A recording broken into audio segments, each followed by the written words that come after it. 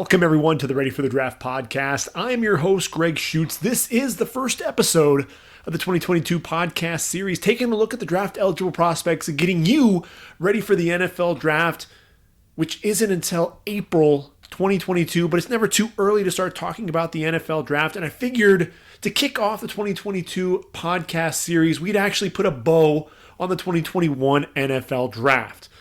And I started something a couple of years ago. I call it the All-Schutze Team. Kind of a hiatus in 2020. I'm bringing it back, but the All-Schutze Team really doesn't have a nice ring to it. This is really Schutz's showcase, Gregg's gamers, the guys I look at and say, you know what? These are the guys that I believe are going to make an impact at the next level at some point. My favorite players in this draft in 2021. And I'll tell you what, I look back at some of the guys that did make the formerly known as All-Schutze Team, now known as Schutz's Showcase or Gregg's Gamers. And that was Allen Lazard coming out of Iowa State. You know, this was a guy who, to me, I watched him play against Big 12 defenses, and just the size and his ability to go up and attack the football in the air. Not the fastest guy by any means, but a guy who just uses that big body to his advantage, shielding the ball away from defenders. And he was undrafted, so he got picked up by the Jaguars as an undrafted free agent. And you're looking at the Jaguars and their roster. They had a lot of receivers, so I didn't expect him to really be the guy there in Jacksonville. But obviously, as we know, injuries hit Green Bay Packers. He's brought on to the main roster, onto the active squad. And what does he do? He balls out, a couple 100-yard receiving games there for Aaron Rodgers. And look, he was a nice piece there with Devontae Adams. They needed a slot receiver. They drafted Amari Rodgers, but I think Allen Lazard has solidified himself as one of the top receivers there in Green Bay. And he was a guy that, to me, when I looked at him coming out of college, I said, this is going to be a guy who I think at some point is going to make an impact. So that's really what I'm looking for. All 3 days of the draft, and we're even going to take a look at a couple of undrafted free agents as well, guys that I'm going to be targeting, saying these are guys to keep an eye out for. So without further ado, let's jump into the quarterback position first and foremost. And we know that Zach Wilson was one of my favorites. If you listen to the podcast, you know that this is a guy who just absolutely set the world on fire there with BYU from the start of the season.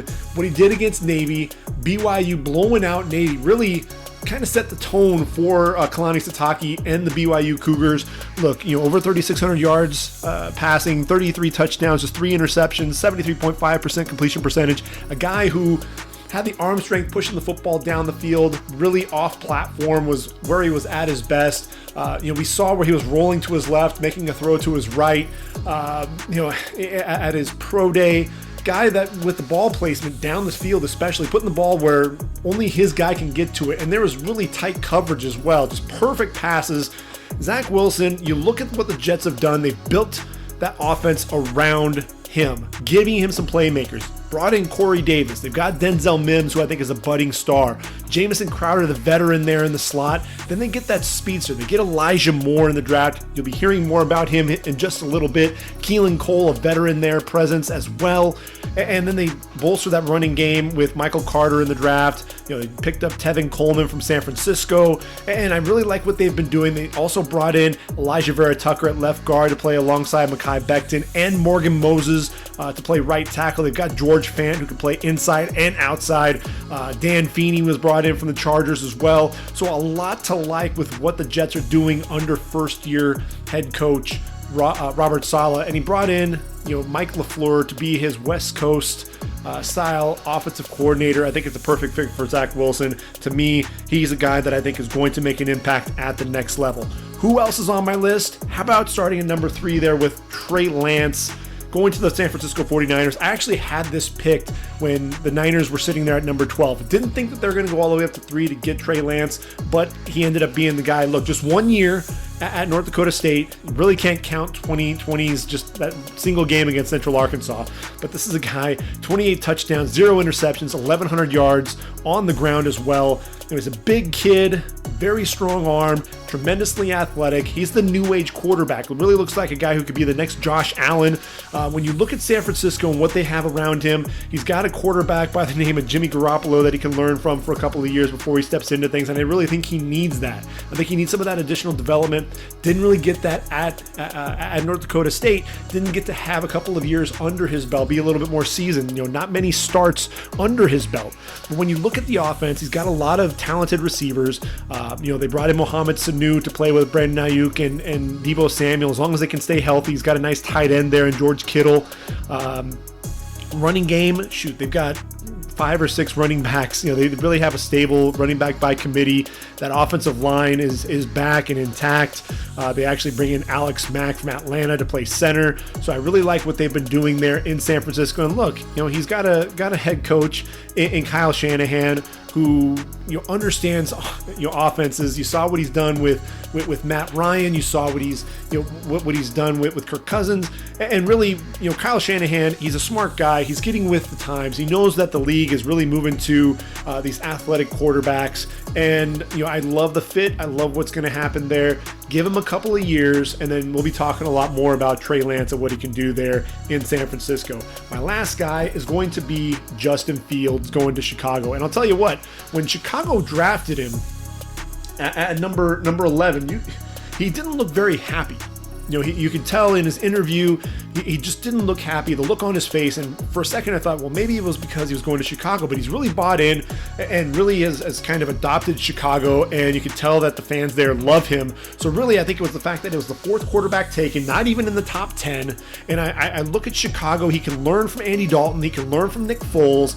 And, Allen Robinson, we know isn't going to be a long-term guy there, but I like that fit. I love Justin. Look, with Justin Fields, when you have a guy that's motivated with a chip on his shoulder, he's already shown that against Clemson.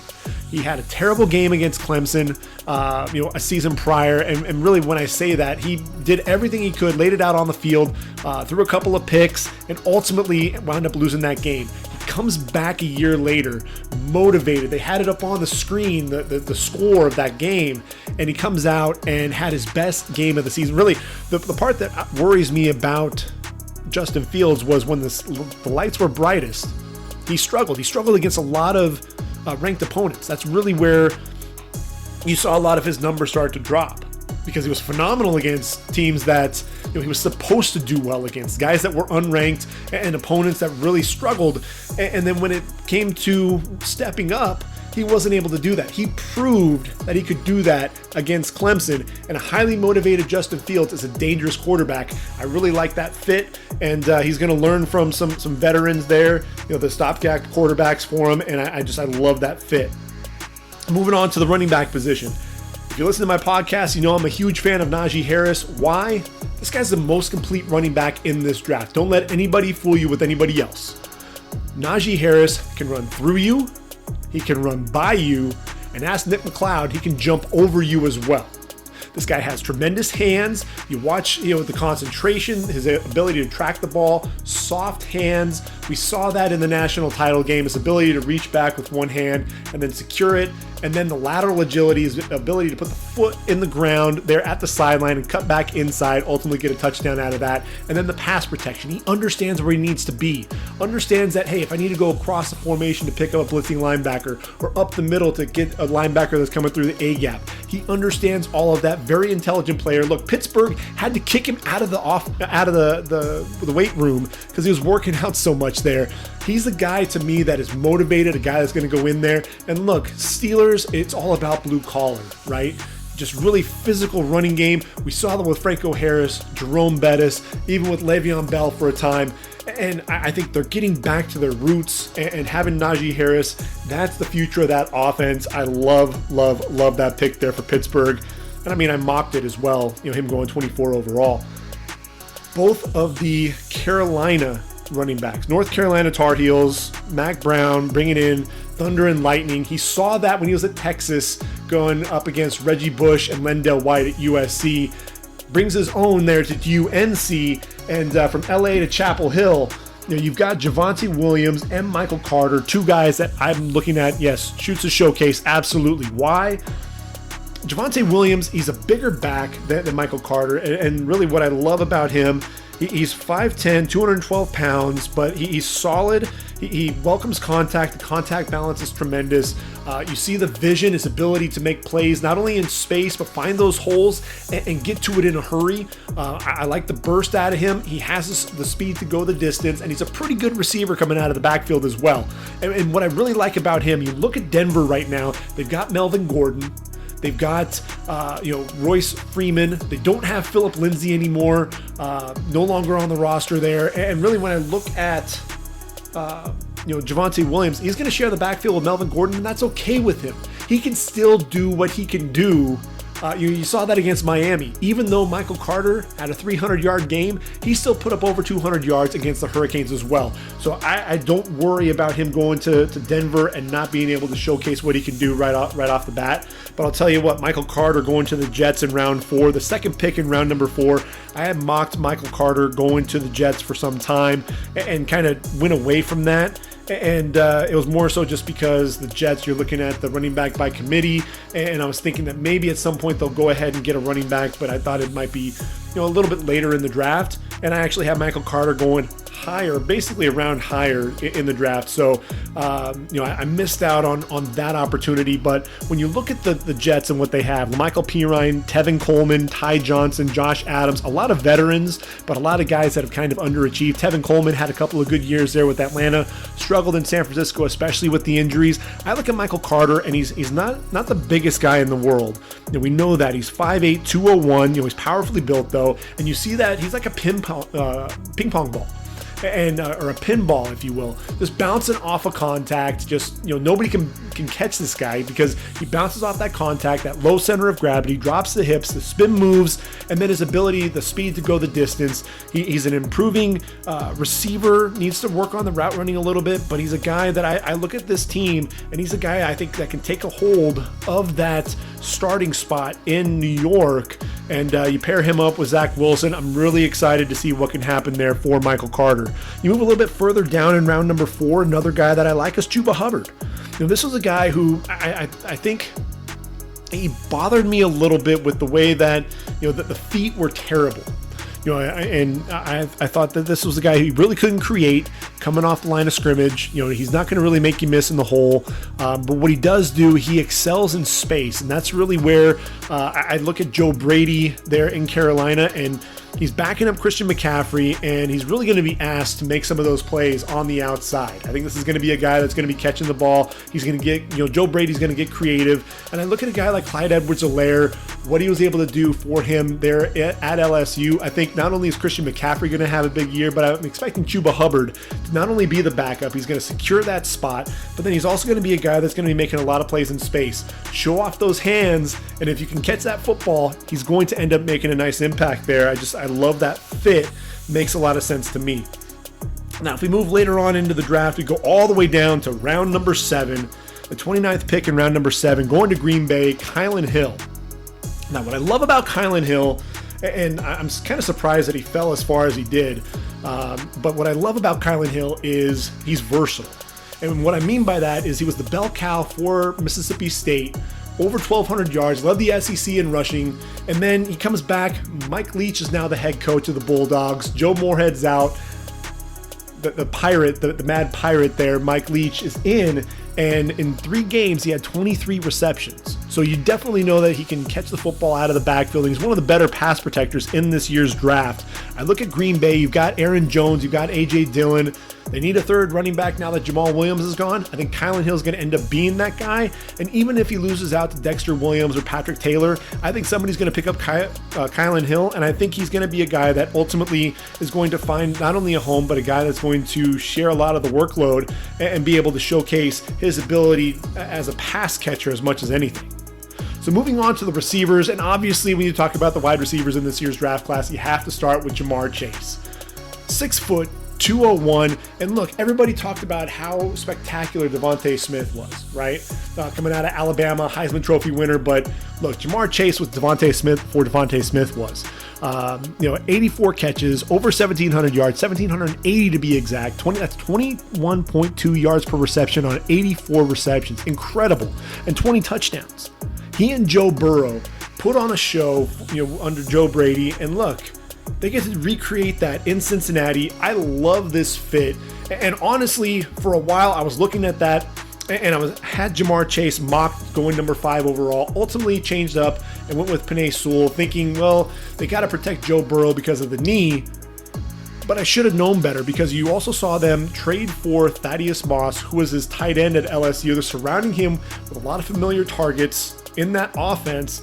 I'm looking forward to seeing what Ja'Marr Chase can do. Look, this guy is physical. He's going to beat you up. He's a bully out there. Not necessarily the fastest guy, known for his speed, but he still has that 4.4 capability. Not the best route runner, but even still, not like Justin Jefferson type route running, but he's solid. He's getting better, and I think you're just going to see, we're just scratching the surface of what Ja'Marr Chase can do. And look, he sat out 2020, so really we want to see him hit the ground running in 2021, and he's got Joe Burrow as his quarterback, so what can go wrong, right? And moving on, last pick in terms of the receivers in round number 1, 27 overall, going to Baltimore, Rashad Bateman. And look, I look at the Ravens, and I love what they did, because they were dead last in passing in 2020. Miles Boykin did not take the step up that they were expecting. Yes, they signed Sammy Watkins in free agency. Sammy Watkins is basically that veteran that's going to help these younger guys with that next level, making that jump and really being the talents that they are. They've got Hollywood Brown already. Hollywood Brown's going to be your speedster, your deep threat.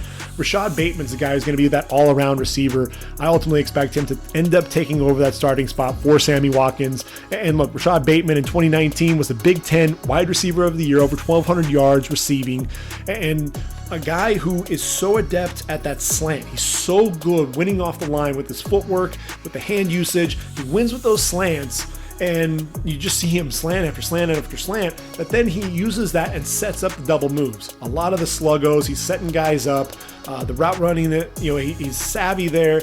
And look, he actually was running, sub 4.4, and for a guy his size, I'm really expecting him to do some big things there in Baltimore with Lamar Jackson. 6 foot, 190. Rashad Bateman, love that pick. And I'm going to jump ahead a little bit to round number 4.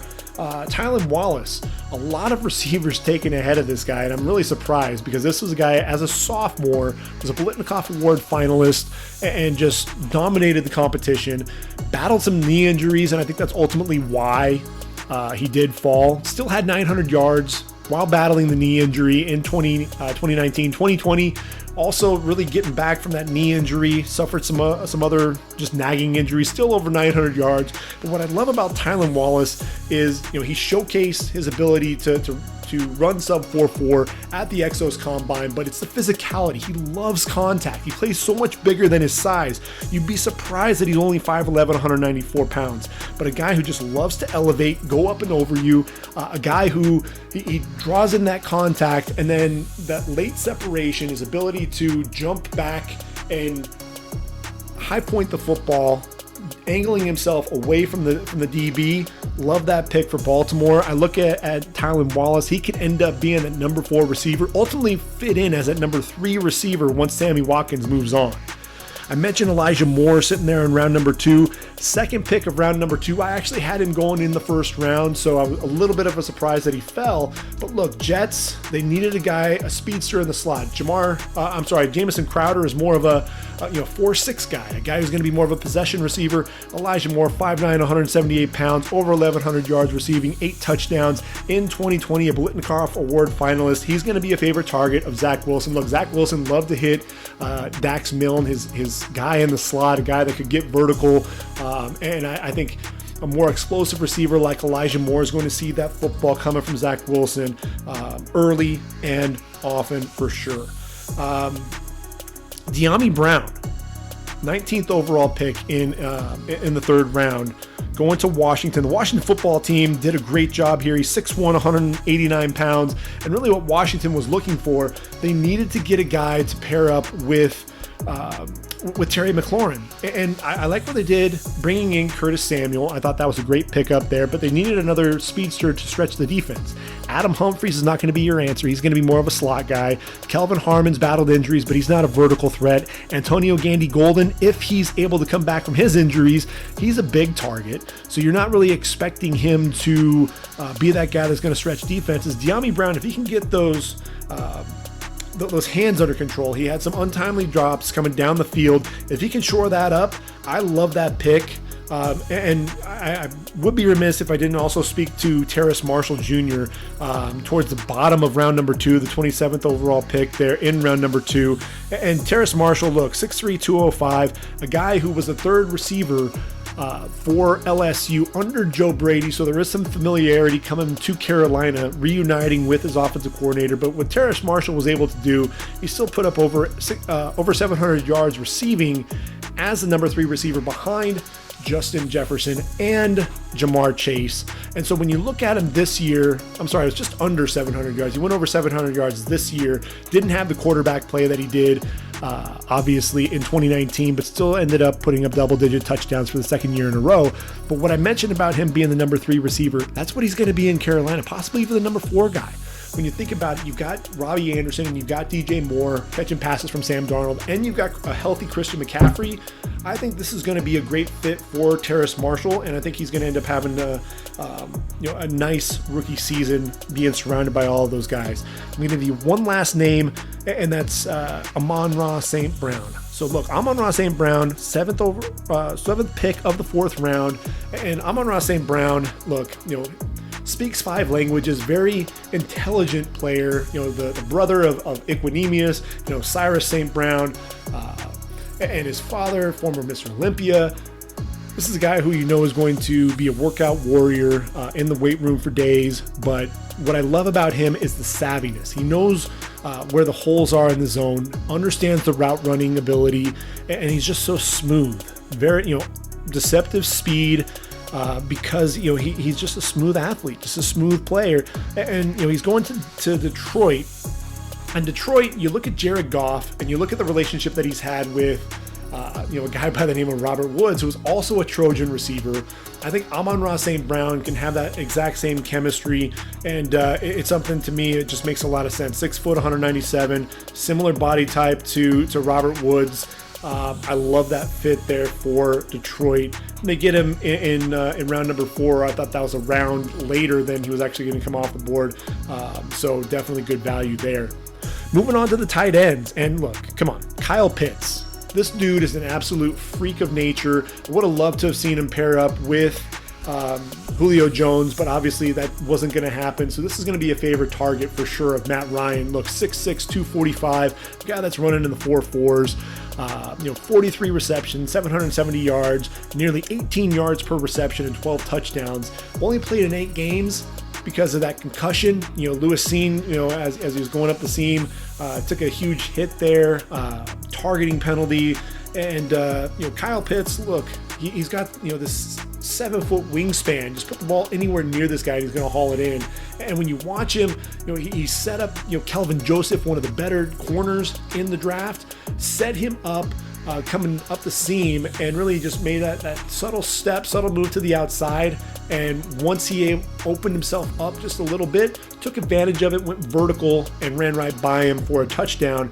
Love Kyle Pitts. I look at Pat Freiermuth going to the Steelers. I love that pick, number 23 overall in the 2nd round. And look, Baby Gronk, a guy who's I think a better blocker than people give him credit for, but a guy who also is going to be a weapon up the seam and in the red zone.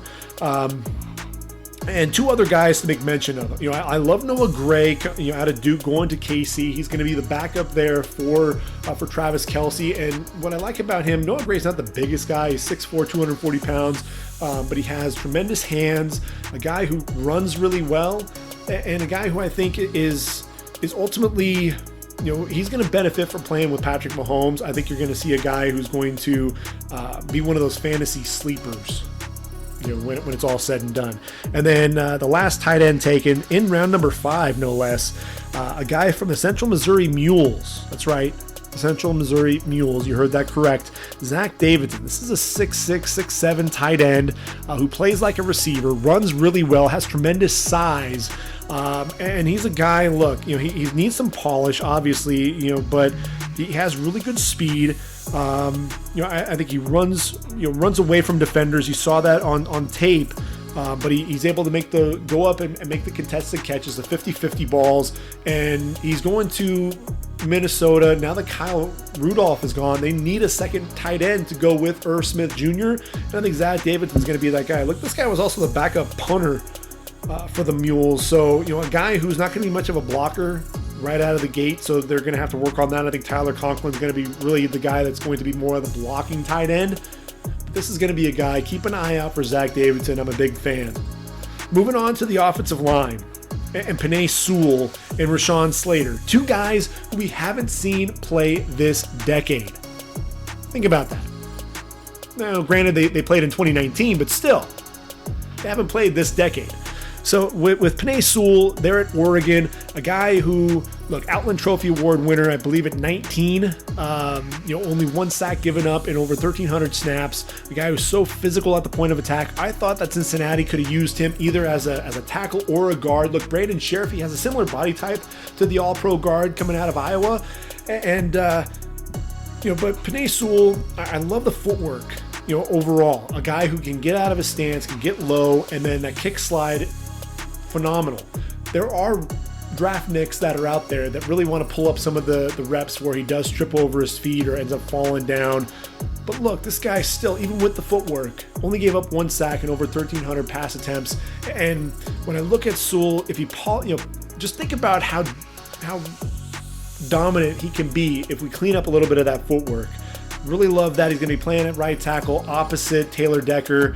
I think Jared Goff should feel comfortable at least playing in the pocket. I wouldn't worry about his his starter status there in Detroit. I think they're going to end up looking for a quarterback in next year's draft, but at least for now, Jared Goff's starting spot is safe. Now, when you look at Rashawn Slater, this is a guy who, again, didn't play in 2020, but look, he basically had a mic drop after that game against Ohio State where he shut down Chase Young. You saw the fluidity with the way that he plays. Just tremendous technician, the hands to the inside, kick slide, and then his ability to address that counter. He has that power step back to the inside, and he keeps those hands, the strikes, the hands and the feet matched, and you're really in unison. And what I love about Rashawn Slater is he has that 5-position versatility. The Chargers, to me, they've got their quarterback's blindside protected. Justin Herbert's going to love having Rashawn Slater playing there at left tackle.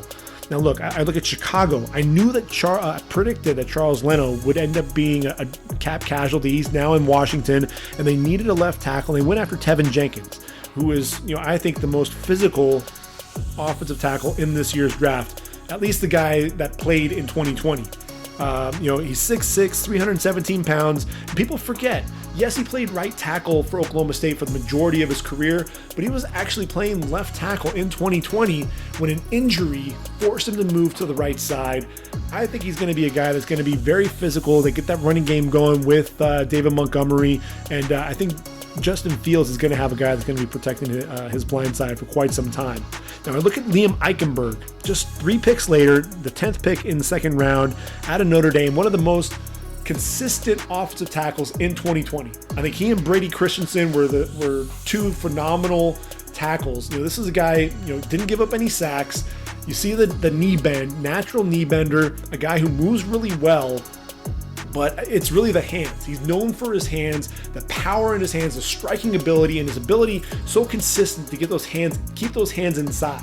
That's really what was key for him, because those hands inside, he's keeping those there. He can keep himself square to that rusher, so that even if they try a secondary move, even if the feet aren't necessarily there, those hands are inside, and he's able to recover very quickly.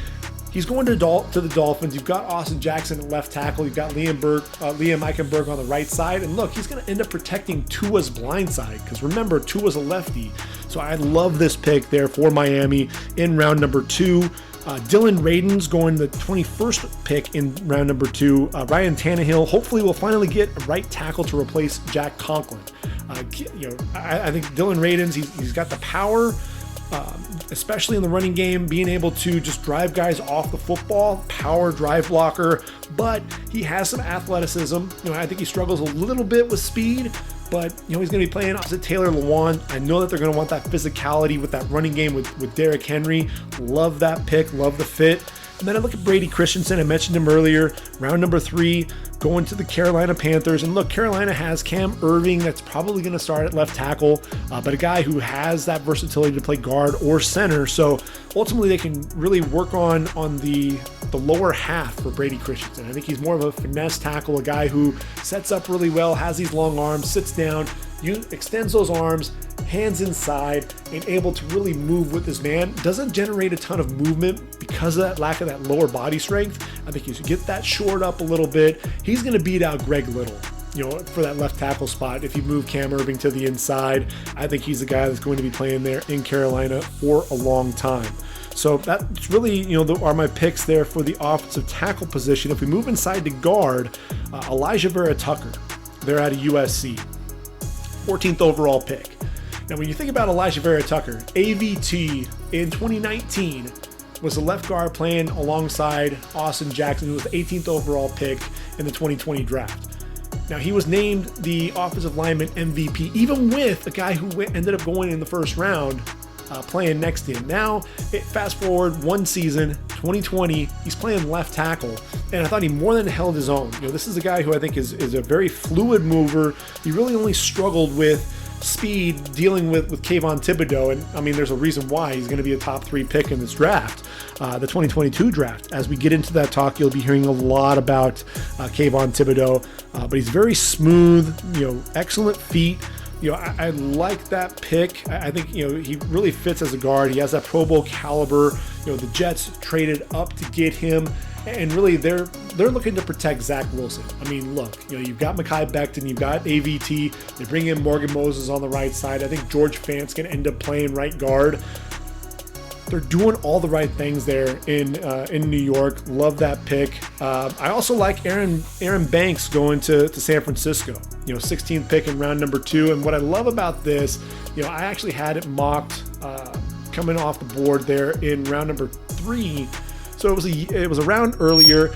And look, I know that Aaron Banks is not the most athletic guy, but I think I'm looking at that right guard position, Daniel Brunskill. I think he's going to end up beating him out and end up being that right guard up front, opposite Laken Tomlinson. And when you want to run the football, whether it's Raheem Mostert, Wayne Gallman, Trey Sermon, Elijah Mitchell, Jeffrey Wilson, it doesn't matter who's going to be running the football. You've got a guy who has tremendous power in the running game. Love that pick. You move on towards the end of day 2, and you've got Ben Cleveland out of going to Baltimore, coming out of Georgia, really a mainstay on that offensive line. 54 playing 54 games there, started over half of those. 6'6", 343 pounds. He's actually slimmed down a little bit. I think he's in the 330s now. And when I look at him, he screams power. But I think he has better athleticism than a lot of people give him credit for. When you look at Ben Cleveland, he's going to be playing opposite Kevin Zeitler, and he's going to force Bradley Bozeman inside to center, which is where he played at Alabama. And I look at Ben Cleveland. Look, Baltimore's looking for the next Marshall Yanda, and Ben Cleveland might end up being that guy. This guy, he's completely country. You got to love that coming out of Georgia. He's really a character and a guy who I think is going to fit in with what they want to do, with that running game. J.K. Dobbins, Gus Edwards, Justice Hill and company running behind that offensive line. Ben Cleveland will fit in right away. And then one last guy to mention, and that's got to be Quinn Miners. At least in terms of day 2. Quinn Miners, 35th pick in round number 3. And what I love about the guy out of Wisconsin Whitewater is this dude is physical. If you watch him play, it doesn't take long to figure out who he is if you've never watched Wisconsin Whitewater. He gets out and pulls and then just absolutely lights guys up. His ability to locate and lock in on his target is tremendous. And I look at him, they've got Lloyd Cushenberry at center, Dalton Reisner at left guard. I think those guys really have solidified themselves with Graham Glasgow playing that right guard position. I think that's ultimately where Quinn Miners is going to fit in. He's going to provide absolute, perfect depth with his ability to play anywhere along the interior of that line. But I think his home ultimately is going to end up being next to Cushenberry there at right guard. But a guy that I absolutely love. And one guy for day 3, and that's going to be Trey Smith. And this is a guy that you can really get behind and pull for. After a freshman All-America season there at left tackle, had the blood clots in his leg, missed that sophomore season, fought his way back, ended up starting inside at guard. The footwork, he needs to work on that a little bit, but this is a guy who has tremendous power in his hands, a guy that's just going to lock on. And I look at KC, they've got Joe Tooney, they've got Kyle Long, although Kyle, is battling some injuries after, coming back from retirement. They've got Laurent Duvernay-Tardif, and Tardif, was a guy who went to Canada, where he's from, and was a doctor dealing with COVID-19. So he's coming back. These guys aren't in necessarily football shape, or at least we'll find out if they will be in training camp. I think Trey Smith might have a year or two to really work his way back as well. But he's definitely a guy in my eyes that, as long as the health and the medicals check out, he'll be a guy that's going to end up starting in this league. Moving on to the pivot, the center position. And there are three guys at the top of this draft, and guys that I'm looking at saying, yeah, absolutely, they're going to be in the, Gregg's Gamers, Schutze Showcase, whatever you want to call it. And the first guy on the list is Landon Dickerson there out of the Eagles, 5th pick in round number 2. And look, the Remington Award winner, this guy has a tremendous personality, and he's playing with Jason Kelsey, who's going to end up being, fringe Hall of Famer in my eyes, just with the way that he's been able to play there. And he's one of the best characters. If you remember the suit from the Super Bowl, good Lord. But I think, this is going to be his final year. He's got 1 year left on his contract. I think Landon Dickerson, as long as the knee holds up, that's really the biggest thing. He's had multiple knee injuries. I think 3 or 4 now, in terms of the ACL tears. So obviously, had multiple at Florida State, then had that one again for Bama there towards the end of the season. And as long as he can stay healthy, he's got tremendous arm length, tremendous power in his hands, better than average foot speed. He'll fit in right away and take over that spot from Jason Kelsey. But he'll get to learn in that one season with Big 62. Towards the end of round number 2, what was interesting, you have back-to-back centers taken off the board. Green Bay going with another Ohio State Buckeye. They lose Corey Linsley. They bring in Josh Myers. And honestly, you're replacing one Buckeye with another. Tremendous football IQ. Not the best athlete, but a guy who I think, he was a mainstay there along the Buckeyes offense, and 3-year starter. A guy who plays with really good pad level, I thought. At times he did struggle, and that's really where he got himself into trouble. He's a 6'5" center, so the pad level does creep up a little bit, but he's very nasty, a guy who's very powerful, has really power in his hands, and I think that's part of his game, what really is able to neutralize the guy in front of him. And really, I think the Chiefs got the best center in the draft, sitting there with the 31st pick in round number 2, and that's the Oklahoma Sooner, Creed Humphrey, 6'4", 302. And let's talk about what a special player Creed Humphrey is for a second. I think Orlando Brown, the left tackle there, really probably clamored for Creed Humphrey coming to the Chiefs. And look, as a redshirt freshman, he's got 4 NFL linemen around him. You've got Orlando Brown at left tackle. You've got Cody Ford at right tackle. You've got Ben Powers at one guard position. You've got Drew Samia at the other. All 4 of them drafted and in the league, right? And so he's the redshirt freshman there at the center position. Joe Moore Award winning offensive line. Joe Moore Award, if you're not familiar with it, it's got the biggest freaking trophy. And really, you only have it for the 1 year that you are the champs, and then that moves on to the next university that has the top offensive line. It's a pretty massive trophy, but it's pretty cool. But with Humphrey, comes back as a sophomore with 4 new offensive linemen. First, he gets to block for Heisman Trophy winner Kyler Murray. They go to the playoffs. Then he's blocking for Jalen Hurts, a 2nd-round pick, Heisman runner-up, again go to the playoffs. And then he's blocking for Spencer Rattler as a junior. And just phenomenal athlete, a guy who, he was a former wrestler, understands leverage, plays with tremendous leverage, and he just, once he gets his hands on you, it's all over. He's got that wrestler mentality, that mean streak, and I think he anchors well. You see the change of direction. They run a lot of that guard tackle pull, and you really see him being able to hold his ground, being able to get out in space and move as well. Love Creed Humphrey. I think, Austin Blythe, your days are numbered as the starter there in Kansas City. Know that you moved there from the Rams, but I think ultimately you're going to end up seeing your job taken there by Creed Humphrey, and I think it's going to be sooner rather than later. Moving on to the defensive side of the football. In Miami, sitting there with the first defensive end taken. They stay in state. Really, the guy doesn't have to move locker rooms. Staying there in the Hard Rock Stadium. Jalen Phillips, the most complete defensive end in this year's draft, a guy who can rush with speed off the edge, a guy that can beat you on the inside, and then he has the hands, speed to power, the bull rush. You absolutely see that. And when you look at Miami, they needed guys coming off, firing off the ball. I think Phillips can be, an edge rusher with Andrew Van Ginkel. They've got Christian Wilkins. They've got Emmanuel Ogba. I think he'll fit right in as a day one starter, and a guy that's going to bring pressure coming off the edge. The biggest concern are just the injuries. So this is a guy who battled a wrist injury, and really it was the concussions. Went to UCLA, was the top recruit, and thought about retirement. Ultimately transferred to Miami, and in his first year of really being healthy for the entire season, we just got to see exactly what he was able to do. A guy that can run in the 4.5s and has tremendous speed. The biggest thing that he needs to work on is that running game that UNC had.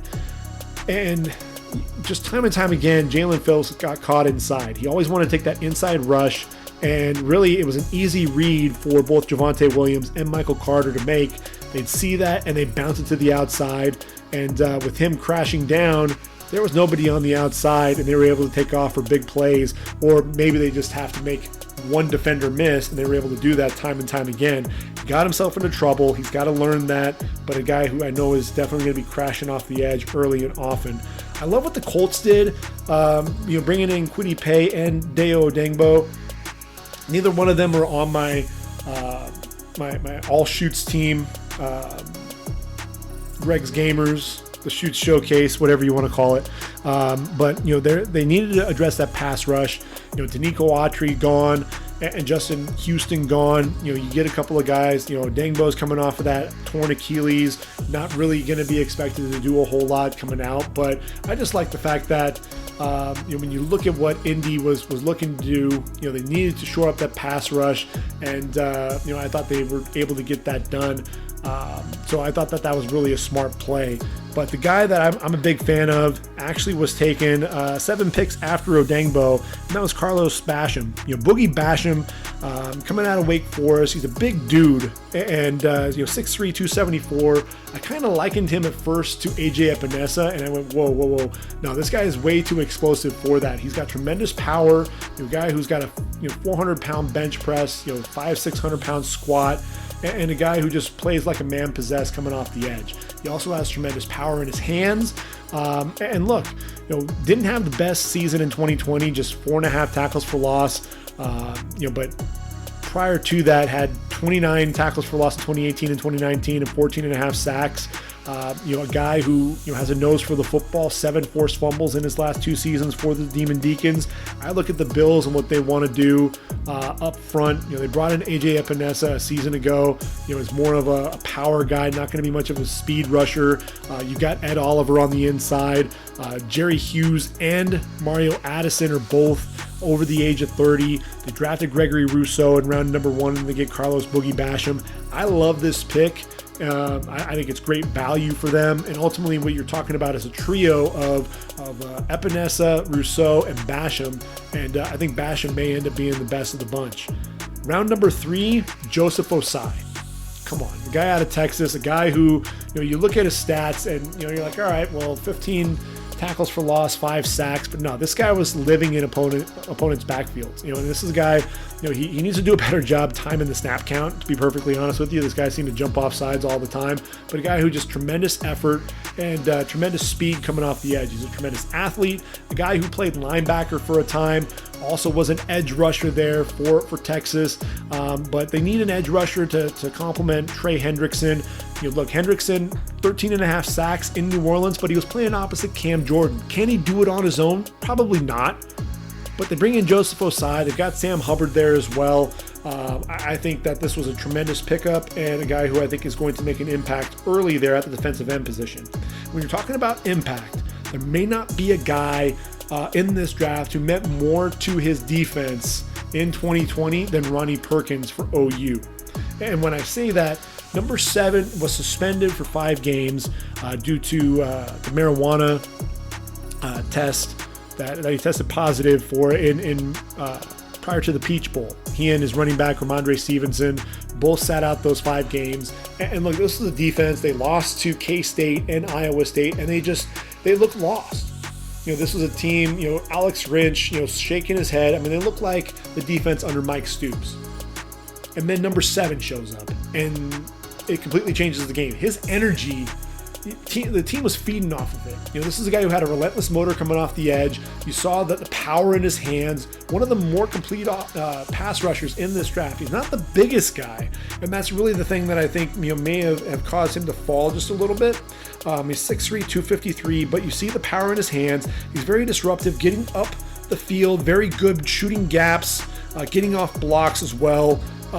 Just the speed and the closing speed. But what I said about him rubbing off on his teammates, suddenly you saw 4, 5, 6 guys wearing crimson and cream flying around to the football. That endless motor, that disruptiveness, a guy who just wasn't going to give up on the play. You saw that in that defense suddenly when this guy took the field. So when I look at this team and I look at what they're going to be doing, obviously they brought in Matt Judon.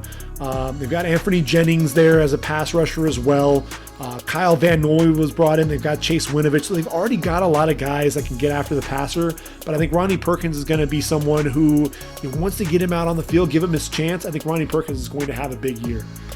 It's just a matter of when that's going to be, what year that will be. It's probably not going to be year 1, but give him a couple of years, and I think he's going to be a guy that's going to make some big plays. Tennessee, I love what they did in round 4. Rashad Weaver.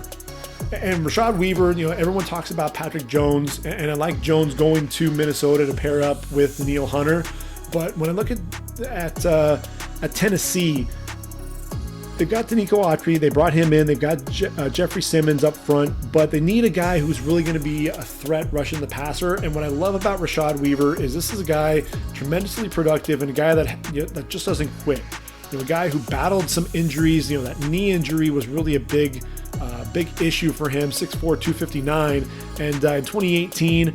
He looked like he was primed for a breakout year. 14 tackles for loss, 6.5 sacks, 4 pass breakups, 2 forced fumbles. Tears his ACL and then comes back, and in only 9 games for Pitt, 14 tackles for loss, another 7.5 sacks, a couple more pass breakups, 3 forced fumbles. A guy who I think, I think he's going to be a better pro than he was a collegian. And going to Tennessee, I think this is going to be the right fit. He can step in and potentially be a guy that can make an impact early. I think Harold Landry struggled a little bit. They've got Bud Dupree in there rushing the passer. I like Rashad Weaver coming in here. I'd be curious to see if he can rush the passer with his, in a 2-point stance. If he does, Harold Landry, your days as a starter may be limited at that point. So it's going to be interesting to see what happens there. If we want a couple of guys in round or in day 3 to keep an eye on, how about 6'5", 260-pound Adetokunbo Ogundeji? Or you can just call him Ade Ogundeji. That'd be a lot easier for you. A team captain, a guy who works really hard as a pass rusher, a guy who's very physical, a guy who forced 6 fumbles, in his career there at Notre Dame. This is a guy who I think what was so impressive for me was playing the run. You watch this guy, a guy that was as big as he is, and the lateral agility to get outside and beat a running back to the edge after he was inside, had to work off his block to the inside, get back outside and drop a guy for a loss. Tremendous lateral quickness. He's a guy, he's going to Atlanta, and I think this is actually tremendous value for Atlanta at this point in the draft. And I think Ogundeji, look, you've got Dante Fowler. Fowler, we know, had the injury in the offseason, so Ogundeji has a chance to start. And that's really, maybe it's circumstance, when you look at things, but I think he has a chance to start. And if he does, then he'll have a chance to really showcase what he can do. And then the last guy that I'm going to mention is a guy that people aren't really talking about. He's a 34 D end, and that's 6'4", 301 pound Marquise Spencer coming out of Mississippi State. Really good length. This is a guy who's going to get to the quarterback, rushing more so to the inside, but a guy who I think can really hold his ground and be stout at the point of attack. And when I watched him play there for the Bulldogs, a guy who just continued to impress. I watched him against LSU in that first game. He really beat up Austin Deculus. But look, 23 tackles for loss, 7 sacks.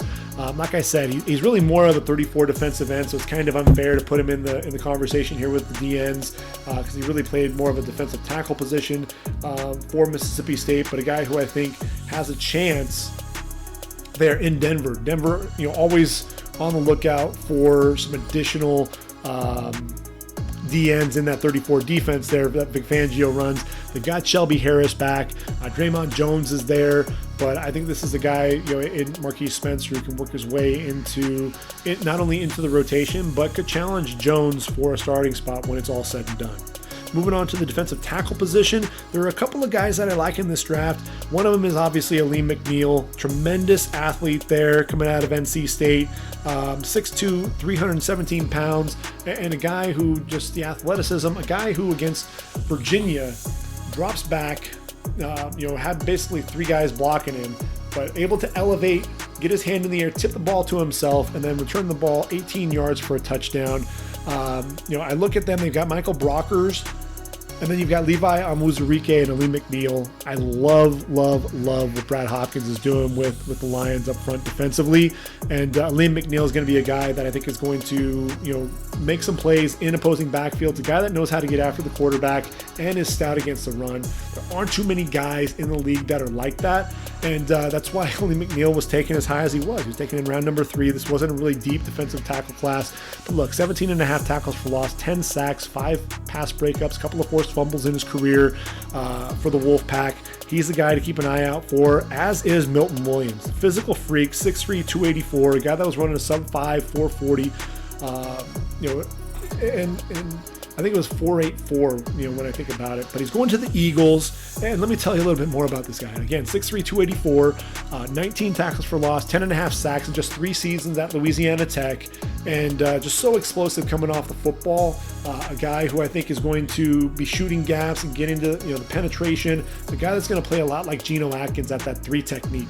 And when you look at the Eagles, here's where I think it's going to, he'll be challenging Javon Hargrave for a starting spot to play next to Fletcher Cox. That's ultimately where I think he's going to try to shoot for, and a guy who I actually thought was going to end up going to a team that runs a 34 defense, because I think he'd be exceptional as a D end, but I really like him shooting gaps as a pass rusher on the inside, and a guy that I think can convert that speed to power. Tremendous upper body strength as well with him, so he's going to be a lot of fun to watch. Day 3, Bobby Brown III going to the Rams. Love this pick as well. The Rams doing a tremendous job. They didn't have a first-round pick, but they had a tremendous draft. When you look at what they were, obviously what they were looking for, they got to replace, Michael Brockers. I mean, look at, Bobby Brown. This is a guy 6'4", 321 pounds, and a guy who just has tremendous power.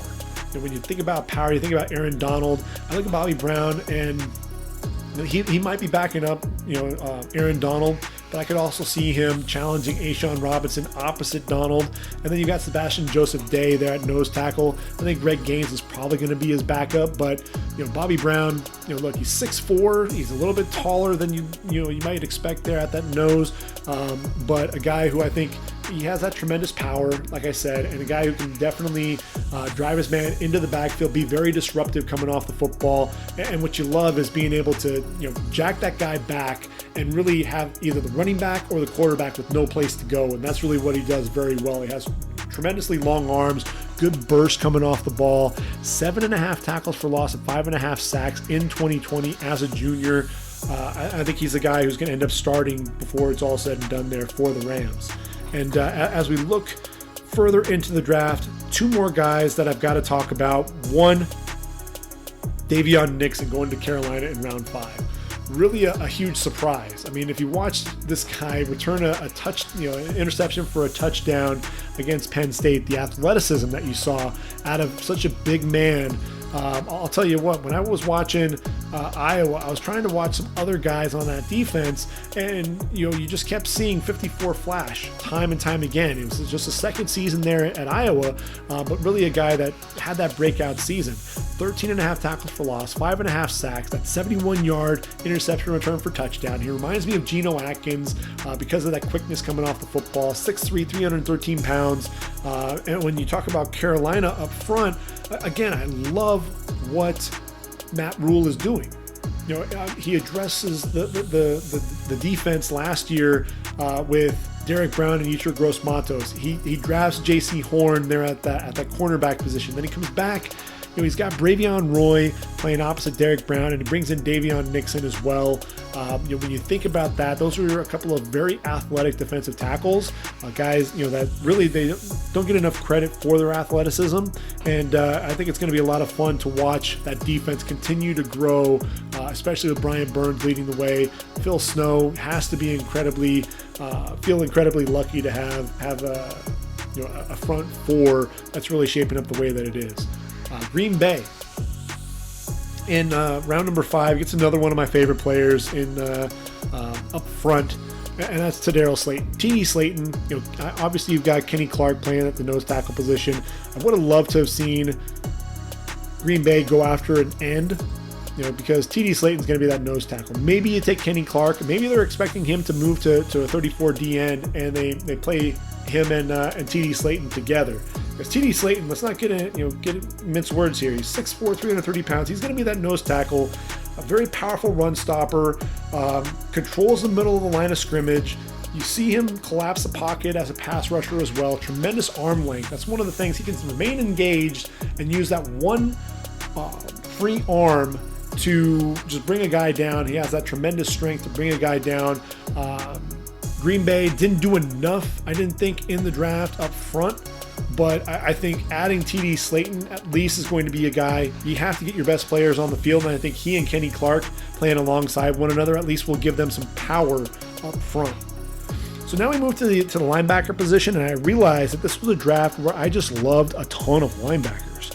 And obviously it starts, if we look at the inside first, Micah Parsons out of Dallas. Penn State was lucky to have him for the couple of years that they did. Sat out 2020.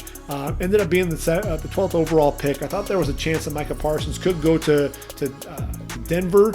And ultimately that didn't happen. There are a lot of other places that he could have gone. I thought the Giants, there was an outside shot that Micah Parsons was going to go there. But ultimately, when Micah Parsons was still on the board, when Dallas was sitting there, 6'3", 245 pounds.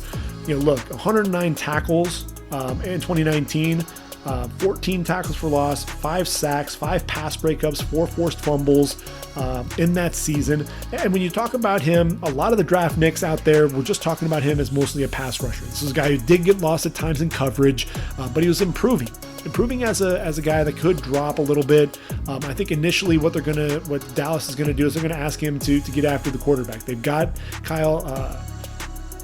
Leighton Vander Esch, and they have Jalen Smith there at the linebacker position. But these guys, if I'm them, I'm worried about my job because Micah Parsons, once he figures out being able to drop, he's going to be that 3-down linebacker. He's so athletic, a guy who's running, for his size, running as fast as he does in the 4.4s, it's just freakish. And a guy who I think is just going to be making plays there for Dallas. Tremendous. I thought that was a home run hit. Washington at 19. I had this mocked for a long time. Ultimately, I went away from it because I was, trying to figure out where Zaven Collins was going to go. But getting Jamin Davis. Ultimately, I think Jamin Davis is going to end up playing outside, although I could see him moving into the middle if they decide to move on from John Bostic. Cole Holcomb and the speed on the other side, he can end up moving inside at linebacker as well, and I'd be okay with that as well. But look, Jamin Davis, another guy who's a physical freak, just the athleticism, the 40-inch vertical leap, everything that you could say about him. 6'3", 234 pounds, over 100 tackles this past season, 3 interceptions, including a touchdown. That was against Tennessee. And you just saw the athleticism. He reaches behind him and tipped the ball to himself and then outrun Tennessee's offense to the house. And I think he's going to be a guy that's going to be starting right away and a guy who's just going to continue to get better in the league. Cleveland. man, Cleveland got a steal in the second round. The 20th pick, JOK, Jeremiah Owusu-Koramoah. And look, with Owusu-Koramoah, this is a guy, he is undersized, and I think that's why he fell to the second round. But his award winner is just, he's instinctive, he's fast, a guy who probably is going to play weak side linebacker. He's going to take over that job from Jacob Phillips, but he can pressure the quarterback. He can, dip that shoulder and turn the corner in a hurry. What you also like about him, though, is that he can also split out and cover guys in the slot, covering receivers. You don't see that happen too often with linebackers. When you talk about a guy like Isaiah Simmons, and you see some of these new age linebackers, Jeremiah Owusu-Koramoah is exactly that. 6'2", 221 pounds, and a guy who's just going to be flying around there for Cleveland. Cleveland's defense just gets stronger and stronger, and I love that pickup. Moving on to round number 3, you've got Chaz Surratt going to Minnesota. Minnesota, this is a defense where there's some question marks. What's going on with that defense? Eric Wilson signed in Philadelphia. Really, some question marks there with that linebacking core. Eric Kendricks, some of the health there. Anthony Barr missed 14 games. Really, what's going to happen there with Kendricks and Barr?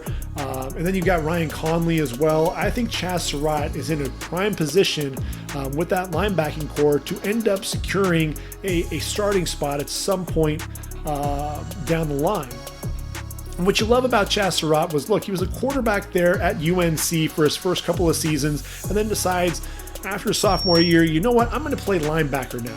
And what does he do? He goes out there, 115 tackles, 15 for loss, 6 sacks, an interception, a couple of pass breakups, and a forced fumble.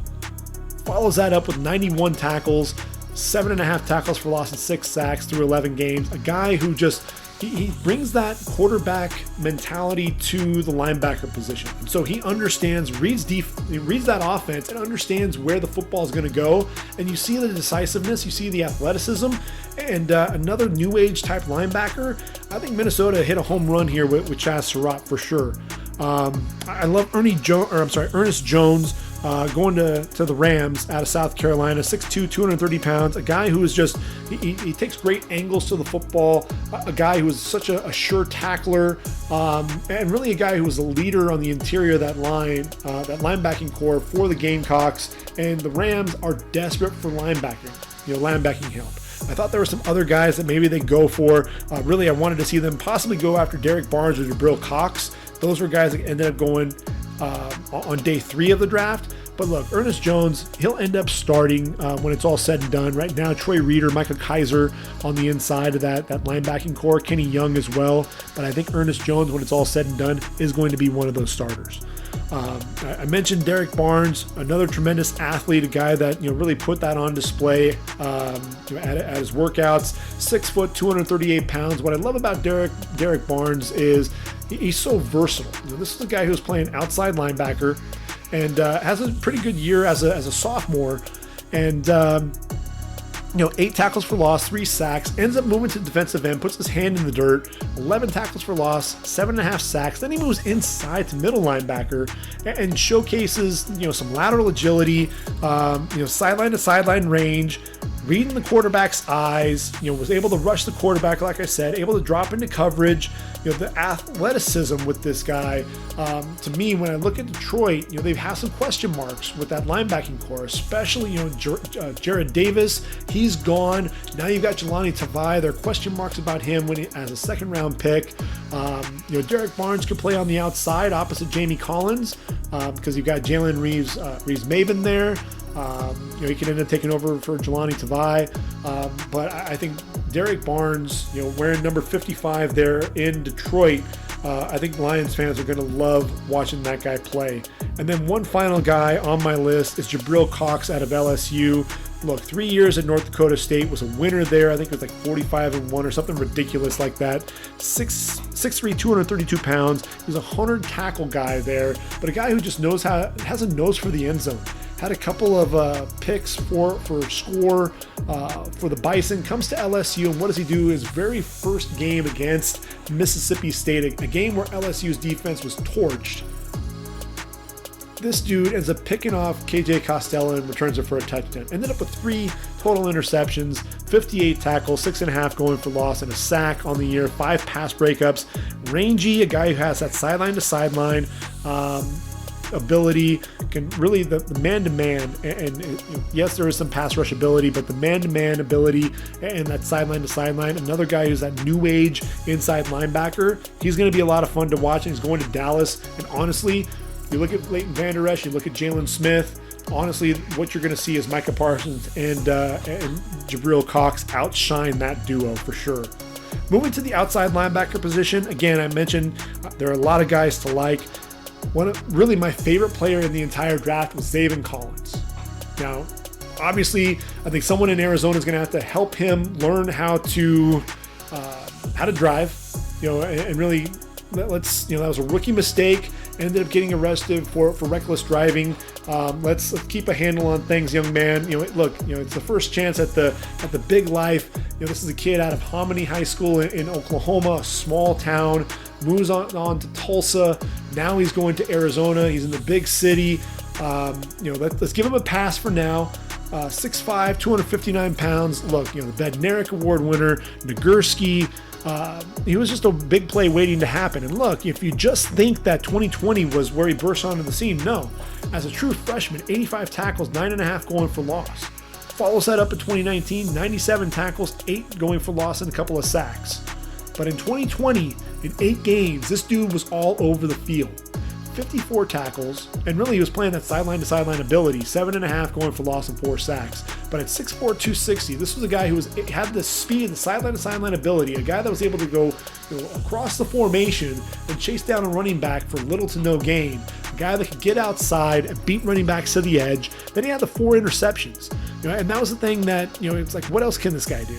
He was rushing the quarterback, he was making plays behind the line of scrimmage against the run, and then the interceptions. He's dropping into coverage when they needed a big play. When the Golden Hurricane needed a big play, it came from Zaven Collins. 2 of those interceptions going for touchdown, including a 96-yard walk-off interception in overtime against the Tulane Green Wave. This is a guy, look, 8 pass breakups as well, 3 forced fumbles in his career. And when I look at Zaven Collins, he just screams big play. He just screams a guy that's the athleticism for days. And you pair him up with Isaiah Simmons. I thought the Cardinals were going to go with a corner to replace Patrick Peterson. But ultimately they go with Collins, and you've got Collins and Isaiah Simmons. I think people will forget about Hassan Reddick there in Arizona when you've got a guy like Zaven Collins running around on the inside of that linebacking core. But he and Isaiah Simmons are going to wreak a lot of havoc. And as long as he continues to just keep that nose clean, not get into any trouble, I think Zaven Collins, Arizona is going to love this guy there at 16 overall.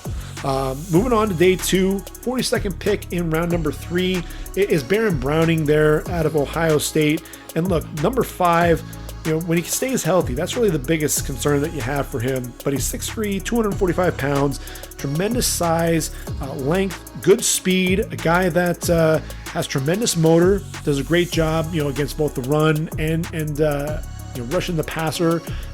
Very instinctive. Look, the thing that was great about Ohio State was they were able to take Baron Browning and Pete Werner and put them out on tight ends, receivers, running backs, and so they didn't have to necessarily go out of their base defense because of these guys. And he can get after the quarterback. Does a really good job dipping his shoulder and getting around the edge. He struggles a little bit in coverage, but when I look at Denver, they needed to up the athleticism there up front. And then on the interior of that line, or on that linebacking core, Alexander Johnson and Josie Jewell, both free agents at the end of the season. I'm looking at Justin Sternad and Baron Browning as the future starters for Vic Fangio. Chris Rumph out of Duke going to the Chargers. And I love this pick because, look, Chris Rumph, a guy who is undersized, we can absolutely agree with that. He's 6'3", 244 pounds now, but he was playing probably 20 pounds lighter there at Duke. So I like the fact that he has bulked up. That was one of the things that Brian Burns did. At Florida State, he was only playing at 235. He bulked up quite a bit and made a huge difference. I like the fact that Chris Rumph has put on some weight. But look, he's gotten better and better as a pass rusher in each of his 3 seasons there at Duke with the Blue Devils. Three sacks as a freshman, 6.5 as a sophomore, and then 8 as a junior. 33 tackles for loss, 17.5 sacks. A guy who just has tremendous athleticism, the burst coming off the edge, definitely an off-ball linebacker. I think he's going to show himself, just the flashes, obviously with that closing speed. He's a guy who's going to chase down running backs. He's going to beat blocks and shoot into the backfield. The Chargers, they don't have Melvin Ingram on the roster. So they've got to find pass rushing help. They've got obviously Joey Bosa, Uchenna Nwosu there at linebacker. They've got Kenneth Murray, Drew Tranquil, Kaiser White, but they lack a true pass rusher to team with Joey Bosa, and I think Chris Rumph is going to be able to bring that. I like the fit, and I just like him as an athlete. And then one final guy that I have to give a shout out to is Chris Garrett out of Concordia St. Paul. He's 6'4", 250 pounds, 30 sacks over the last 2 seasons. When you think about that, just a beast. 15 forced fumbles as well. Only got to play in 3 seasons because obviously due to COVID. But a guy who's just a tremendous pass rusher. And look, to get him in the 7th round, I wasn't sure if he was going to get drafted. I was thinking he might be an undrafted free agent, but I'm glad he was drafted because I think he's not only going to make the team, but I think he has a chance to really see a lot of playing time. They've got Leonard Floyd at one linebacker spot there with the Rams, but they've got Obo Okoronkwo, Terrell Lewis, guys that have kind of underachieved a little bit. Justin Lawler's there. I think Chris Garrett has a chance to make an impact for the Rams, and I think they should be happy that they landed him in round number 7. So now we're making it all the way to the secondary, and we're almost done with this 2021 All-Schutze team. The Schutze Showcase, Gregg's Gamers, whatever you want to call it. We're going to go to the corners. We're going to take a look at the Carolina Panthers and J.C. Horn.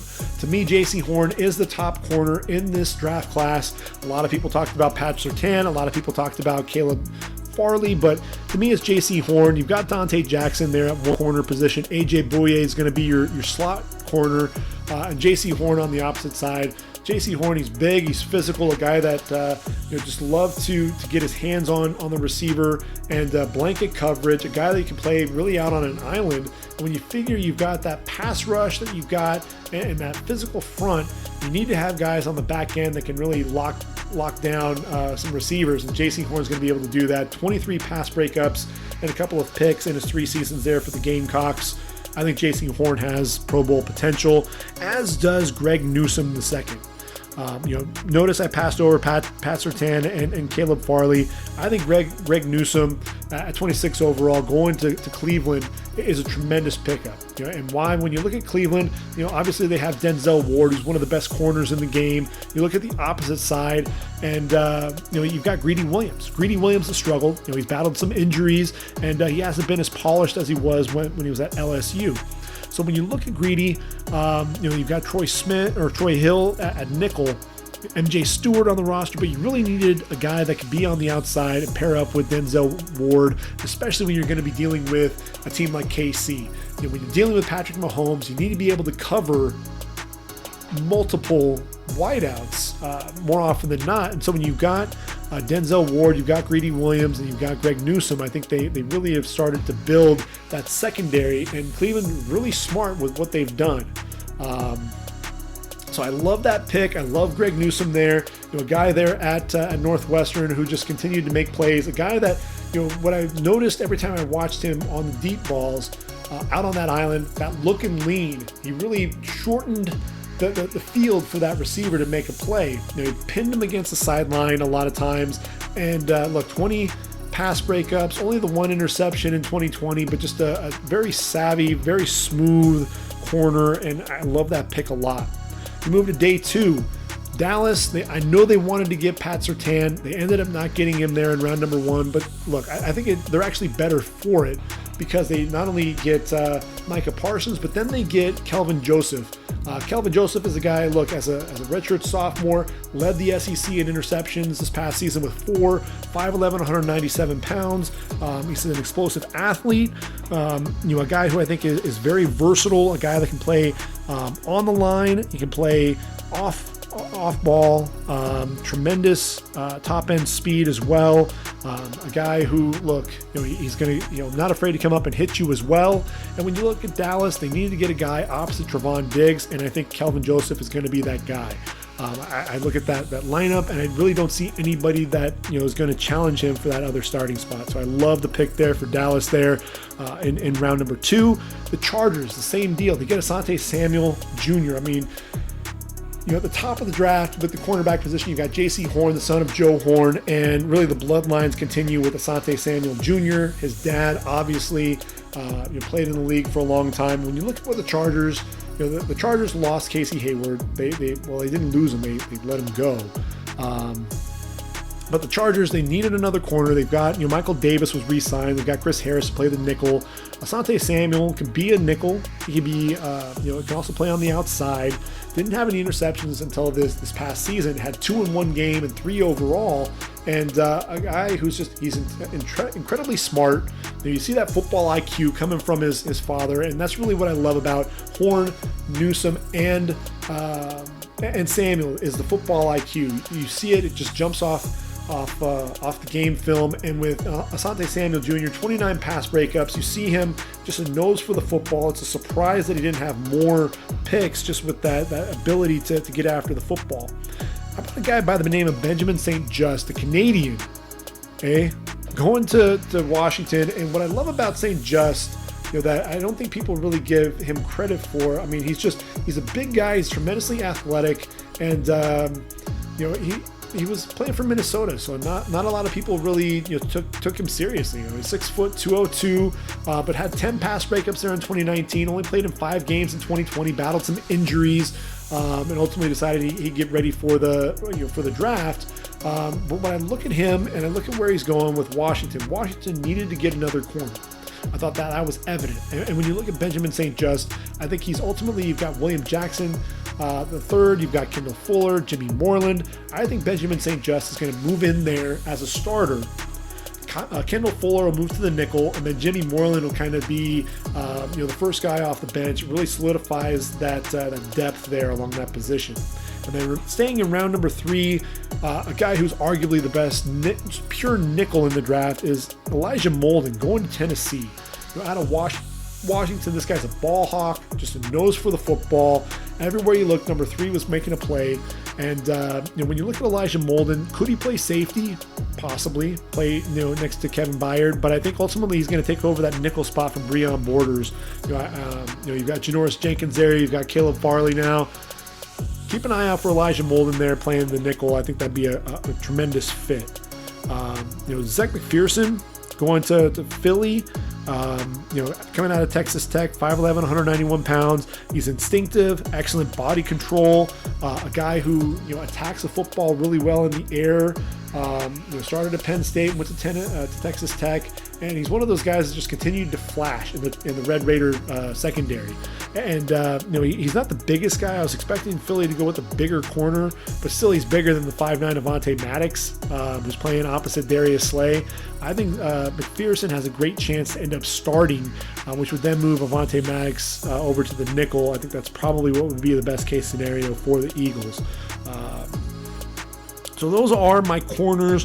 One last guy to talk about, and it's more so just because of what he's able to do in the return game, and that's Avery Williams. He's 5'9", 195 pounds, 39th pick of the 5th round, and he's going to Atlanta. And Atlanta, sure, they could use a corner.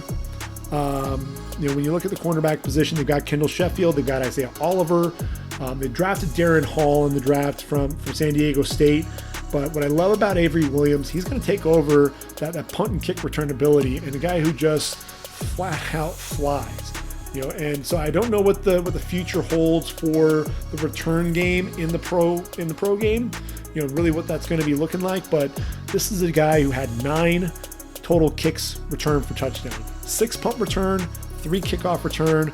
A guy who averaged 11.6 yards per punt return and 27.4 yards per kick return. Absolute beast there for Boise State. So Atlanta getting a guy who can get it done. Granted, we have to hope that the return game, we'll still be able to see some semblance of what we see now. That's really could potentially impact his impact there at the next level. Moving on to the safety position, and look, Javon Holland going to the Dolphins. This is a versatile guy. He's 6'1", 207, very instinctive. I think he does a great job lining up over the slot. A guy that could be a nickel if you wanted him to. He could also be a center fielder as well. Definitely a playmaker. Excellent ball skills. Does a great job, with the ball in his hand as a punt returner as well. When you look at him with the Dolphins, Dolphins are going to need some help there in the slot a little bit. A guy that's going to have decent range, and I think Holland is going to be able to do that. 9 interceptions over the last 2 seasons. There for Oregon, he did sit out 2020, but a guy to really keep an eye on. Richie Grant, 8th pick in round number 2. What I love about Richie Grant, look, he was finally the Jim Thorpe Award finalist. And I'm glad that he was. When I look at him, I think he's going to end up starting next to Eric Harris there in that secondary in Atlanta.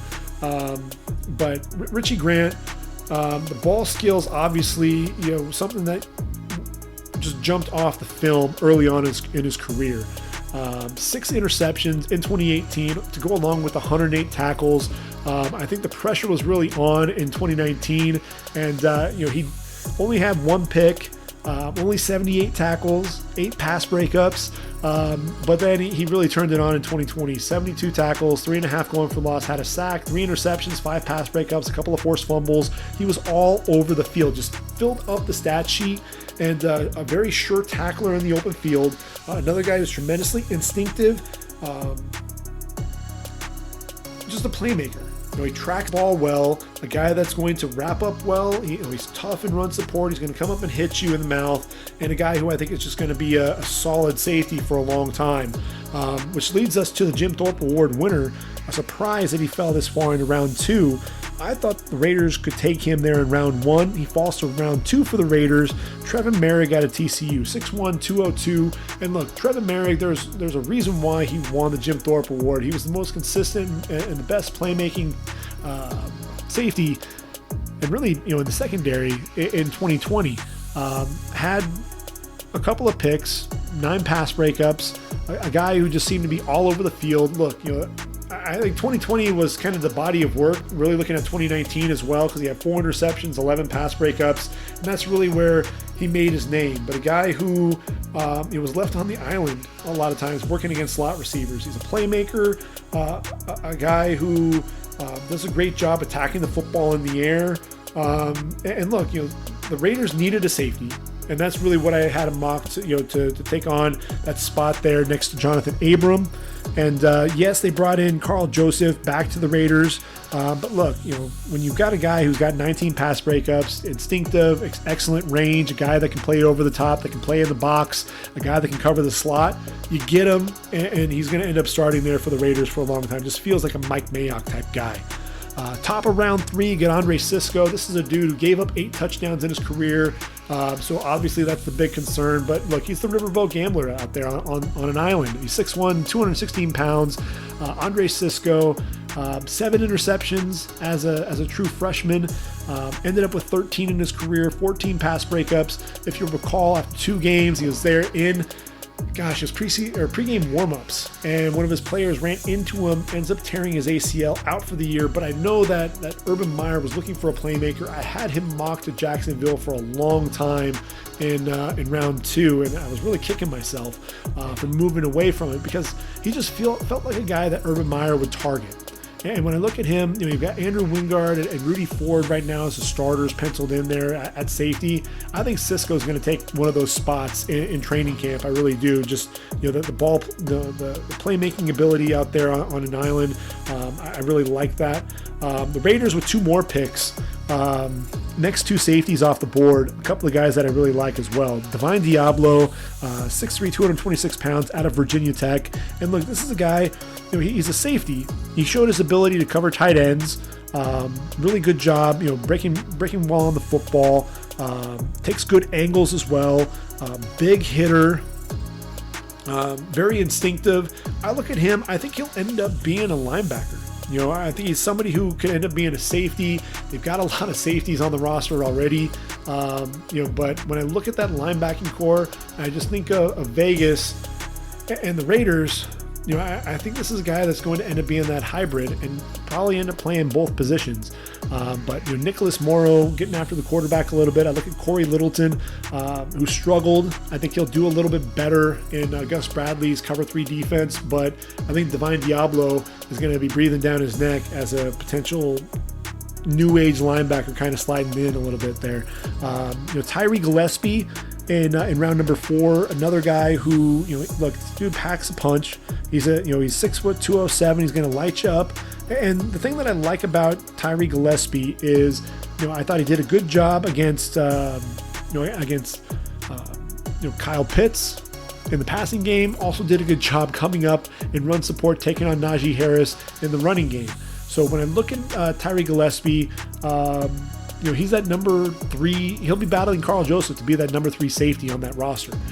And ultimately, I think Tyree Gillespie may have to move on from the Raiders to really make an impact, but definitely a guy that I'm a huge fan of. If you move on to round number 5, Jamar Johnson going to Denver, 6 foot 205. I thought this was going to be a guy that was going to come off the board in round number 3. Tremendous range. Very versatile, a guy that can be the center fielder, very fast, closes in a hurry, a guy who, the instincts jump off the board, had 4 interceptions in 2020, and 2 of those were against Justin Fields. And, when you watch, it just seemed like Jamar Johnson was all around the football. He was 6 foot 205. 8 tackles for loss, 4 sacks, 7 interceptions, including 4 this past season. Just a nose for the football. Is a playmaker. He tracks the ball, he reads the quarterback, and just makes plays, and you love that. And one final guy that I want to talk about in this safety class, and that's Talanoa Hufanga out of USC. Another 5th rounder, 6 foot, 199 pounds. And this dude plays with his hair on fire. It seemed like number 15 was around the football at all times. And he was a heat-seeking missile, a guy that really played with a reckless abandon, played with his hair on fire, and just really no regard for his body. In his first 2 seasons there with the Trojans, this guy just seemed to always end up getting injured. He took tremendous angles to the football, excellent in the open field, rapid, as a wrap-up tackler. Just so active. Ran the alley, could beat guys to the outside, and but the problem was, he led with the shoulder a lot of times and would mess up one shoulder, then he'd overcompensate and hurt the other shoulder. And he needed to take care of himself, and really what you saw in 2020 was him putting it all together, much more under control, much more really understood his role and how important he was. He was a team captain, a guy, had 4 interceptions, really added that to his arsenal. He had a play where he tipped the football to himself against Utah and took off for a 27-yard run out at the 3-yard line, set up 1st and goal for the Trojans against the Utes. Tremendous play that really changed the whole complexion of the game. And a guy who can also get after the quarterback. 6.5 sacks, a guy who can bend a little bit coming off the edge, shoots gaps really well, times his blitzes. He's definitely tight in coverage, and that's really not his game. This is a guy that's going to play around the line of scrimmage. I think he's going to be a tremendous special teams guy, but don't count him out. He's a guy that just flies around to the football and makes plays. So he's a guy that's going to be a lot of fun to watch. And I said there was one final guy, but James Wiggins going to the Arizona Cardinals there at number 16 in round number 7. I love James Wiggins because he's a playmaker, he's instinctive, and what I love is he came back, he tore his knee, and while he was recovering, ends up injuring himself again, and he still ended up fighting himself back, able to run in the 4.4s to 4.5s at his pro day, very explosive. It's just a matter of staying healthy. If he can stay healthy, I think he'll have a role at the next level. And going to Arizona, is he going to have a shot there? Obviously you've got Budda Baker, and you know that Buddha's going to have one of the spots locked down. But you've got Charles Washington, Deontay Thompson. I think James Wiggins, if he can stay healthy, he can play the strong safety. I really believe that. It's just a matter, if he stays healthy, that's going to be his spot. But that's why he fell all the way to round 7. I thought maybe he could sneak back up into day 2. I actually had him come on off the board, I believe, in the 3rd or 4th round, just because of the way that he fought himself back from injury. But I get why he fell to round 7. He's just a guy that you're going to have to keep an eye out for. I promise you. He's a guy that, if he can stay healthy, can make an impact at the next level. So I mentioned that there were going to be a couple of undrafted free agents that I wanted to talk about. And obviously one of those is going to be at running back, Jarrett Patterson, going to Washington. Now, Jarrett Patterson, this is a guy, look, over nearly 2,000 yards as a sophomore, goes over 1,000 yards, for all 3 seasons at Buffalo. And look, in 2020, all the guy did was rush for over 400 yards in one game, 8 touchdowns in another. Just an absolute workhorse. Not the guy who's going to be a burner by any means, but he plays with that low center of gravity, and you love the jump cut ability, make you miss in the hole, and a guy who has a good burst, not a great burst, but has a good enough burst, and the contact balance. He's going to bounce off you, and he's a very patient runner. No real wasted movement with him as well. I'm a big fan of his. And looking at Washington, they've got Antonio Gibson, they've got J.D. McKissick, 2 guys that played receiver in college. Really, it feels almost like Ty Montgomery playing running back. I think Jarrett Patterson has a chance to sneak in there and take away some of those reps, and ultimately, I think he can be a guy that can end up being the starter there in Washington when it's all said and done. So he'll be definitely a guy to keep an eye out for sure. As we continue to move along and we look at some of these guys, Kenny Yeboah, the tight end there out of Ole Miss, I'm a big fan of his just because he's such an athletic tight end. And we know that the game, you're looking for guys who can stretch the defense, guys that can get up the slot in a hurry. And what I love about Kenny Yeboah, really Lane Kiffin loved having this guy in his offense, coming from Temple, 6'4", 240 pounds, 19.4 yards per reception, 6 touchdowns in 2020. A guy that definitely was a guy, was someone who could be a threat coming up the seam.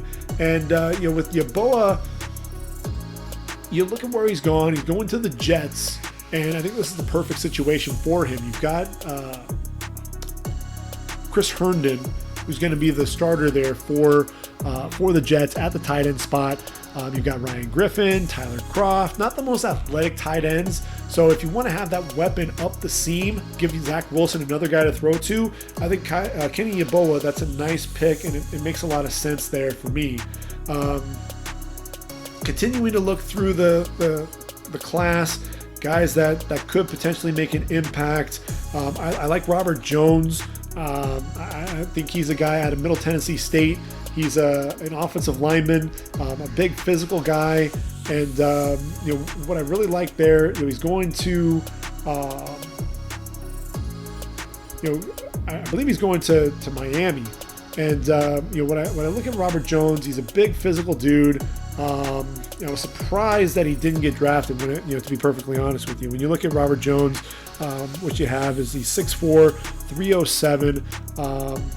And look, they've got Solomon Kinley, they've got Michael Dieter at the left guard spot, but I think ultimately what you're going to have is Robert Hunt kick inside to guard with Eichenberg and Austin Jackson. I think Robert Jones is going to make the roster, but I think ultimately he's going to be a starter somewhere else. I think he has starter capability. And when you look at the defensive side of the football, obviously the defensive tackle, Marvin Wilson, I'd be remiss if I didn't mention him. He's going to Cleveland, and I think that's probably the right spot for him. This is a guy who I think is really underachieved. He was the guy that everyone was saying was going to be a surefire first-round pick coming out. Really struggled the last season and a half. When I look at this team, you've got Jordan Elliott, you've got Andrew Billings, Malik Jackson, Tommy Togiai, Sheldon Day. not a lot of guys that you look at that say, all right, we've really solidified a roster spot and really confident about that defensive tackle position. I think Elliott has some athleticism. I think Billings can be the powerful guy there, really at the nose. Jackson's getting up there in age a little bit. Sheldon Day's been inconsistent. Tommy Togiai, really just kind of a steady Eddie type of a guy. Marvin Wilson has that explosiveness, can get off the ball, but unfortunately for him, he's just a guy that's just been so just underachieving. His motor runs hot and cold. If this team, this offense, this defense, the veterans can motivate him, you could potentially have a steal. The Raiders really needed a guy on the interior, somebody along that, on the inside to really get after the quarterback, get a push up front. They've got Jonathan Hankins. They picked up, Quentin Jefferson there, Solomon Thomas as well. But I'm going to give you a name, Darius Stills out of West Virginia. And what I love about Stills, he and his brother Dante just seem to just wreak havoc in opposing Big 12 backfields. And the thing with it was he beat you with pad level and strength coming off the football and that explosive first step. 6'1", 285, not the biggest guy by any means, but look, 23 tackles for loss, 10.5 sacks. And like I said, that first step quickness, he would often redirect running backs. He would get in the backfield so quick that he would blow up run plays because he was getting back there. So even though he wasn't making the tackle, he still made the play. He and his brother, it just seemed like they were always shooting gaps, always getting into the backfield, and that pad level, and that first step, and then the power, it's something that really speaks to you, and it's something that really jumps off. And he's a guy to me that I'm really pulling for because I think he can make a lot of plays there at the next level. I'm really looking forward to seeing what he can do. So those are my guys, my favorite players in this 2021 draft class. What do you think? Should we call it the All-Schutze Team? I mean, it sounds really kind of boring, sounds kind of generic, doesn't really pop. Gregg's Gamers, Schutze's Showcase. I kind of like Schutze's Showcase. Those are the guys that I'm really showcasing, the guys that I think are going to end up balling out at the next level at some point, guys that are going to make an impact. And look, we know that I'm not going to hit a home run on every single pick, but there are a lot of guys here that I feel pretty confident will make an impact at the next level. So I think we can really put this podcast to bed and really tie a bow on that 2021 draft class and really focus on the 2022 draft.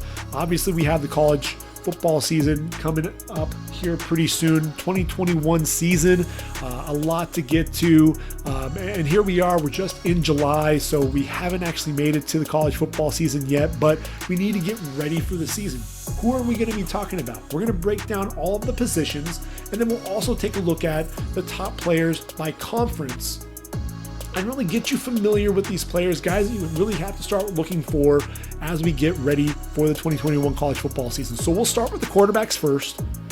And obviously Sam Howell's the quarterback that everyone's been talking about. But Spencer Rattler out of OU, man, this kid is good.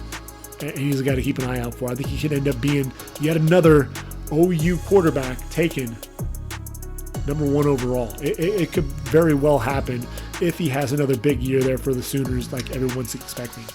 But who's going to be the Zach Wilson? Who's going to be the guy that rises, kind of comes out of nowhere? How about Carson Strong out of Nevada? Big, strong-arm kid, completed over 70% of his passes. Is it Malik Willis coming out of Liberty? Hadn't started a game since high school in 2016. Transfer from from Auburn, goes to Liberty and leads the Flames to a tremendous year there under Hugh Freeze. Want to see him continue to take the next step as a passer. Already a tremendous athlete in the running game.